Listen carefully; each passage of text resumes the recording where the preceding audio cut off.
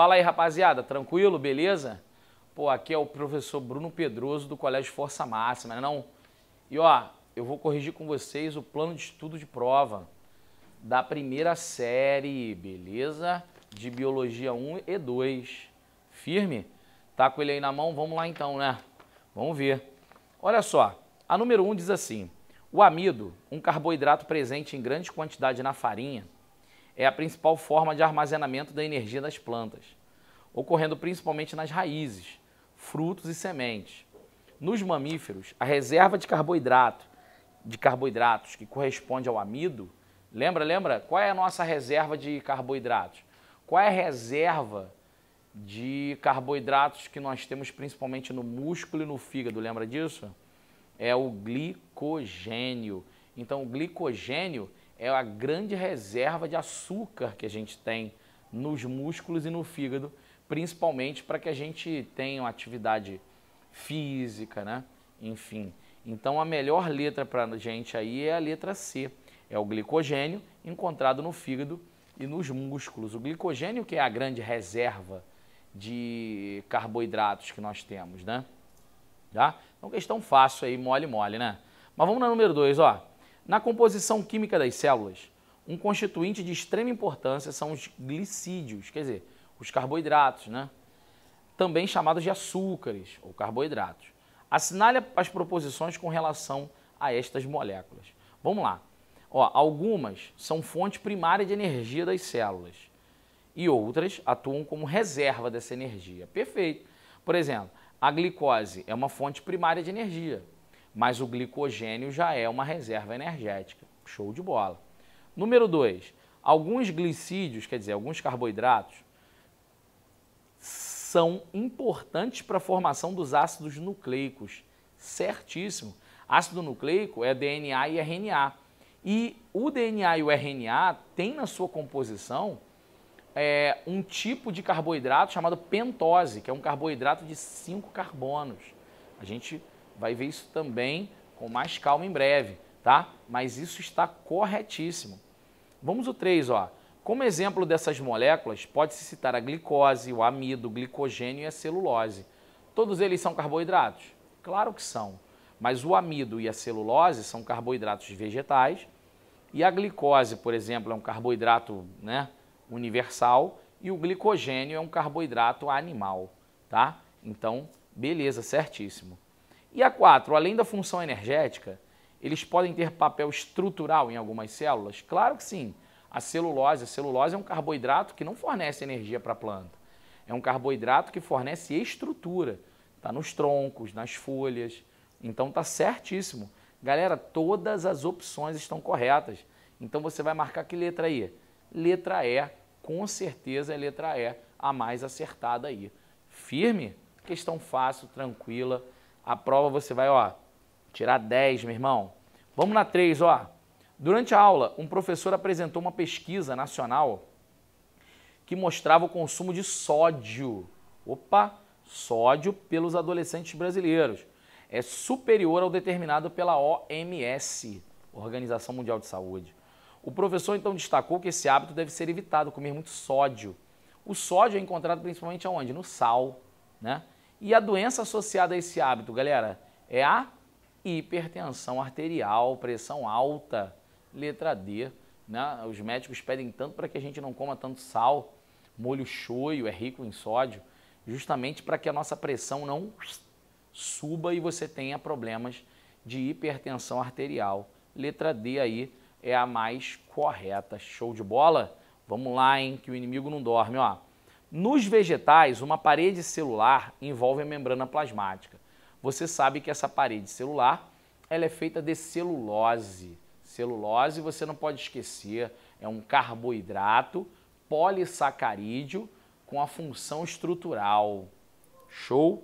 Agora, ó, cite o principal tipo de carboidrato que compõe a parede celular dos vegetais. Celulose.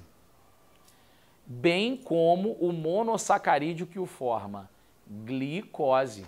Então, a celulose ela é um conjunto de glicoses. Por isso que a gente chama de polissacarídeo a celulose.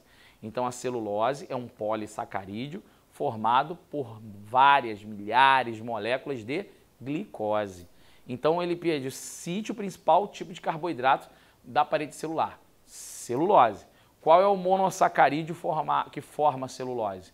É a glicose. E indique ainda as duas principais funções da parede. Galera, a parede celular ela protege a célula vegetal, ela impede com que a célula vegetal sofra explosões, como a nossa célula, por exemplo, né? Com a entrada de água, a célula pode explodir.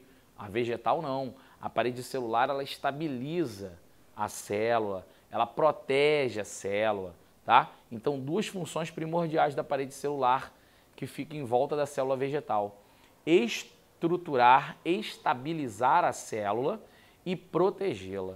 Tudo bem? Aí, fácil, fácil, mole, mole, né? E a 5 agora, que isso, olha lá.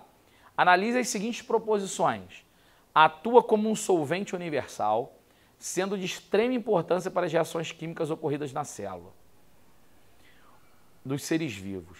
Outras funções importantes são transporte de íons e moléculas pelo corpo, regulação térmica e ação lubrificante. Galera, se ele falou que atua como um solvente universal, entre aspas, né? Isso só pode ser a água, né? A água funciona aí para as reações químicas. A água ela é importante na regulação térmica. Firme? Então, peraí, isso aí é a água, né? Agora vamos ver o outro parágrafo. O outro parágrafo. São encontrados em duas formas: solúveis, encontrados nas formas de íons, e insolúveis, fazendo parte das estruturas esqueléticas, e representa 1% da composição celular. Galera, ele só pode estar falando de uma estrutura, sais minerais. Ou seja, esses dois parágrafos, eles estão falando de substâncias inorgânicas. O primeiro parágrafo é de água e o segundo parágrafo, sais minerais. E aí você pode olhar e conferir com tranquilidade. As substâncias descritas são letra D de dado, água e sais minerais, que são substâncias inorgânicas, beleza? Quando você fala de vitaminas, carboidratos, lipídios, proteínas, isso são substâncias orgânicas. Inorgânicas, água e sais minerais. Firme? Mole, mole, hein? E a 6, olha só. Investir em saneamento básico é investir em saúde. O esgoto encanado é importante para melhorar o índice de desenvolvimento humano, porque a ausência de tratamento do esgoto possibilita a contaminação da água, do solo e os alimentos, com diversos organismos causadores de doenças. Entre essas doenças, a gente pode citar qual, galera? Quais são as doenças que estão mais relacionadas com a questão do esgoto, com a questão do saneamento básico, né? Quais são essas doenças? Por exemplo, letra A, gripe, AIDS? Claro que não. Essas aí já estão relacionadas com transmissão de uma pessoa para outra. A AIDS tem a ver com as questões de relação sexual, não é saneamento básico, né? Não é a questão de esgoto, lixo, isso aí. Letra B, diarreia? Sim, diarreia pode ser causada em relação a saneamento básico, a esgoto, né? Cólera? Sim, cólera é causada por uma bactéria e ela é transmitida pela água contaminada. E verminoses? Com certeza, o verme ele vem por onde? Ele vem justamente pela contaminação dos alimentos. Os alimentos estão contaminados com ovos dos vermes. E aí você acaba ingerindo e pegando verminoses. A letra B é a melhor que tem, hein? Melhor que tem. Mas vamos dar uma olhada aí. Ó, a letra C, ele fala leptospirose. Leptospirose pode ser em relação ao saneamento básico, porque é transmitida através da urina do rato. Mas a dengue não tem nada a ver. Dengue é transmitida por mosquito. Então, acabou a questão de saneamento básico aí. Letra D, verminose, tudo bem. Gripe não tem nada a ver, né? Não tem nada a ver com saneamento básico. E elefantise, ela é transmitida por um mosquito. Também não tem muito a ver com saneamento básico, não. Mas vamos ler letra E. Febre amarela, transmitida por mosquito. Dengue por mosquito. AIDS não tem nada a ver com saneamento básico, tá? Então a melhor mesmo é a letra B de bola. É a número 6, tranquilo? Mas vamos lá. Olha 7. O sarampo é uma doença infecto-contagiosa provocada por um morbilivírus. Em 2015, apareceram vários casos dessa doença em diversas cidades do Brasil e do mundo. O que faz com que esta doença seja extremamente contagiosa e muito comum na infância? É uma pergunta que ele te fez. Por que ela é tão contagiosa e tão comum na infância, né? Vamos dar uma olhada? Olha só a letra A. O fato de ser transmitida por um vírus, errou. Galera, o sarampo não é transmitida por um vírus. O sarampo é transmitido por saliva. O sarampo é causado por um vírus. Lembra que a gente falou isso em sala. Causado é uma coisa, transmitido é outra. Então ele errou aí a letra A. Transmitida por mosquito, por vírus, não. É causada.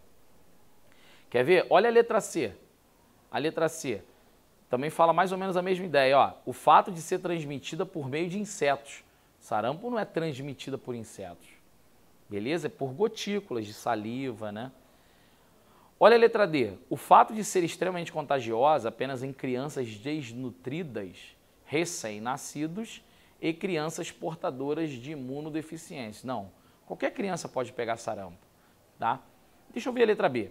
O fato de ser frequentemente transmitida por secreções da via respiratória, como gotículas eliminadas no espirro, na tosse. Essa é daí.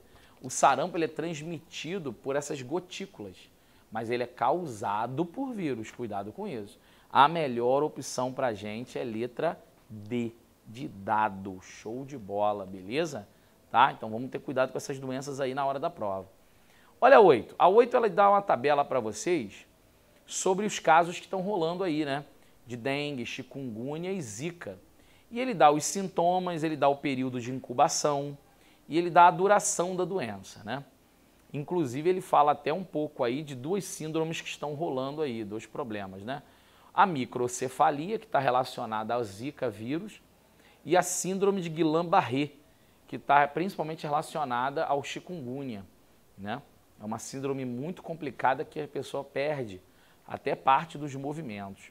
Mas olha só, a partir da análise da figura, vamos ver. Considere as afirmativas. Número 1, o mosquito do gênero Aedes representam os agentes etiológicos da microcefalia em bebês recém-nascidos. Errado. Galera, agente etiológico é o causador da doença.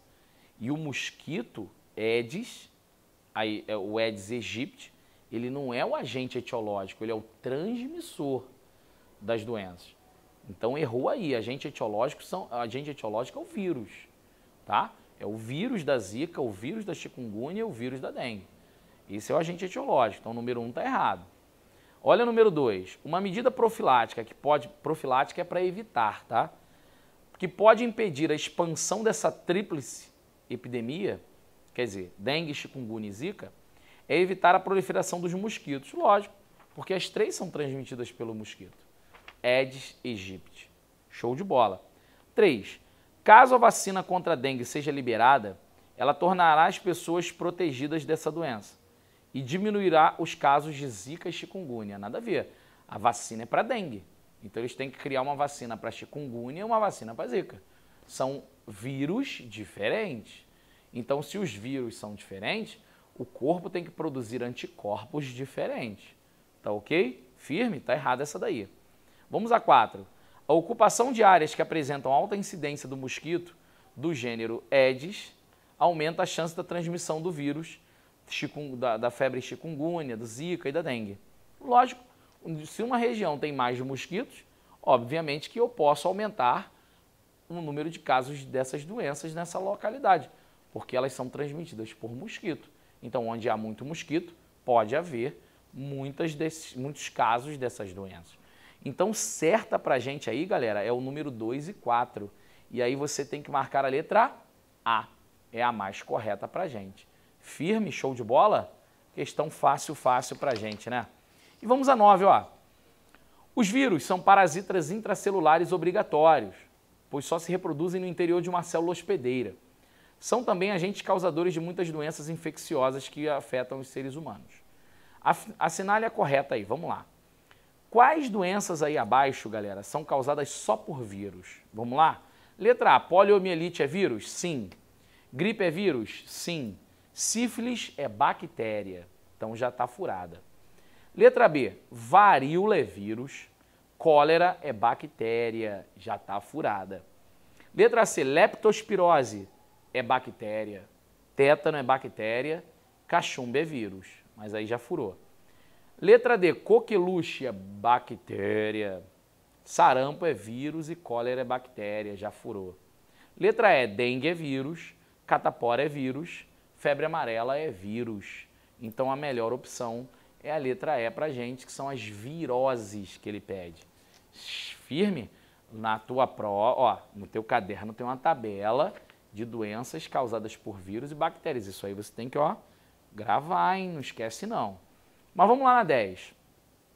Com relação à doença, seu agente causador e suas características, assinale o que está correto. Dengue, vamos lá. Causada por vírus, correto. Esta doença possui como vetor a fêmea hematófaga, quer dizer, se alimenta de sangue, do mosquito Aedes aegypti e apresenta como principais sintomas dores nas articulações, febre alta, manchas vermelhas na pele, não é isso? Show de bola, correto. Número 1 está corretinho. Vamos à toxoplasmose. Essa doença é transmitida pelo gato, né? Pelas fezes do gato. Olha lá. Causada por um protozoário, certo? Esta doença é especialmente grave em gestantes, pois o parasita pode passar para o feto e prejudicar o sistema nervoso do bebê. Geralmente a transmissão ocorre pela ingestão de cistos do parasita presente nas fezes dos gatos. Perfeita a opção. Show de bola, certinho. A 4, né? Sífilis, causada pelo vírus. Parei já aí. Já parei, nem vou ler o resto. Sífilis é causada por bactéria. Bactéria, falso. Número 8, botulismo, causada por um fungo. Já parei também. A gente viu isso em sala. Botulismo é causada por uma bactéria, bactéria botulínica, que tem principalmente no palmito, nas latas de conserva, né? Então, tá errado, nem leio o resto. E 16, coqueluche, causada pelo protozoário. Errado. Coqueluche é causada por bactéria, tá? Então, 4, 8 e 16 são falsas, 1 e 2 estão corretas, beleza? Galera, isso aí foi o nosso querido PEA, então, da primeira série. Espero que vocês façam uma boa prova e até a próxima aí, belezinha? Grande beijo.